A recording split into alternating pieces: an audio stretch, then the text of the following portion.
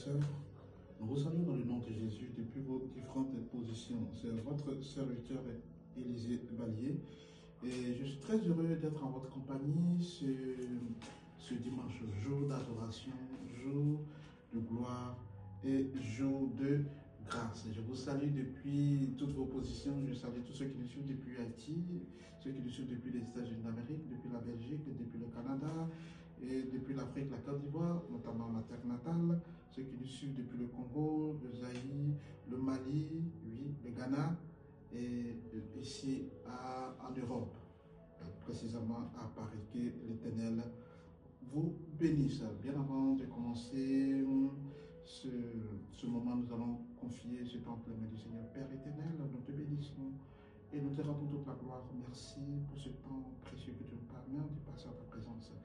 Seigneur, merci par le travail de nous, que le Saint-Esprit, Seigneur, par le travail de nous. Merci pour tout ce que, Seigneur, tu fais dans nos vies. Il n'y a que toi seul. Tu as dit dans ta parole, oh, mon âme est dans la joie quand on me dit, allons dans la maison de l'Éternel, Psaume 121. Éternel, nous te glorifions pour ce temps précieux que tu permets de passer en ta présence. Continue-nous, dirige-nous, que l'Esprit de Dieu se manifeste au nom de Jésus. Amen.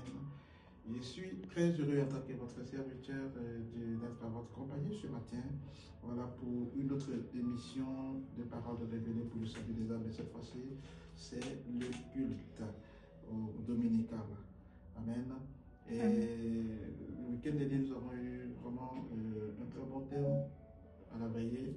Et nous allons reprendre ce thème-là ce matin par la grâce de Dieu. Et ce thème est intitulé Une nouvelle onction pour une nouvelle saison. Une nouvelle onction pour une nouvelle saison. Vous savez, dans la vie, il y a des cycles et il y a des saisons. Il y a des saisons qui sont favorables pour notre bénédiction et il y a des saisons dans lesquelles nous sommes, que nous disons que nous ne voyons pas dans la maison de Dieu, mais Dieu est béni en temps et il bénit à sa saison. C'est pour cela que la nature même ne nous enseigne-t-elle pas qu'il y a une saison pour récolter des mangues, des pamplemousses, des oranges, des madeleines, de la figue, des betteraves. Donc chaque chose a sa saison. Donc il y a une saison pour chaque chose. Gloire à Dieu. Il y a la saison des cueillettes, il y a la saison de la chasse, etc. Donc c'est cela que la nature même nous enseigne. Alors, quand on parle d'onction, on parle de puissance. Quand on parle d'onction, on parle de quelque chose de supérieur. Alors, qu'est-ce que l'onction? Donc, l'onction signifie littéralement une action. Le fait d'enduire de l'huile ou de pouvoir plonger quelqu'un dans l'huile ou le fait de pouvoir induire quelqu'un dans l'huile. Amen. Ou c'est pas forcément plonger toute la personne, mais mettre de l'huile sur la tête de cette personne-là pour dire qu'elle est consacrée à occuper ou désormais consacrée à telle ou telle activité. Donc dans la Bible, l'onction est un geste symbolique, comme on le dit, par lequel Dieu choisit, équipe ou consacre une personne pour une mission donnée. Donc c'est cela, c'est biblique. L'onction, elle est biblique. Donc c'est une action, c'est un symbole. Amen. C'est pas, lui ne représente pas le Saint-Esprit, non, c'est un symbole de la représentation du Saint-Esprit pour dire que cette personne ou telle autre est habilitée ou est apte à occuper telle ou telle fonction. Et dans l'Ancien Testament, les personnes lesquelles on enduisait l'huile ou bien sur lesquelles on mettait de l'huile, c'était les rois, les prophètes et les prêtres pour leur permettre d'exercer une mission que Dieu notamment leur a confiée. Donc cela, c'était symbolique devant tout le monde pour montrer désormais que telle personne, tel roi est établi et elle a l'autorité, et elle est la première personnalité du royaume, etc., etc.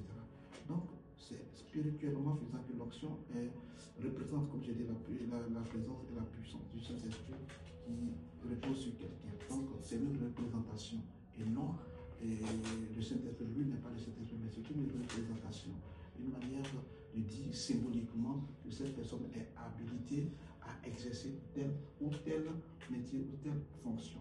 Voilà, il faut qu'on définisse cela. Donc, une nouvelle saison. Quand on parle de nouvelle saison, Amen, on fait allusion ici ou référence à un temps particulier de la vie. Vous savez, il y a les temps de la vie où nous voyons notre vie changer. Il y a les temps de la vie où nous voyons la transformation spirituelle, physique et même, je vais dire, matérielle des choses. Il y a un temps, comme je dis, lorsque nous faisons des semences, lorsque nous plantons par exemple les paysans qui plantent les vignes, ils savent qu'à une telle période de l'année, la vigne va produire ce qu'on appelle des raisins, et les raisins vont amener à produire ce qu'on appelle le vin. Donc ce sont des nouvelles saisons où tu arrives par moment où tout se sourit, où tout semble te réussir, où tout ce que tu touches se transforme à ton avantage, où tout ce que tu fais est à ton avantage. Donc une nouvelle saison fait référence à un temps particulier de la vie.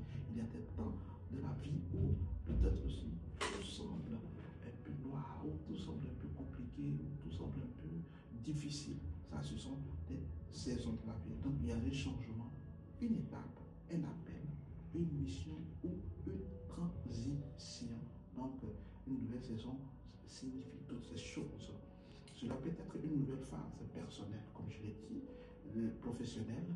Voilà, il y a eu des saisons où tu es élevé, où on t'établit en tant que soit chef d'équipe, directeur de là où tu es, de ton entreprise, etc.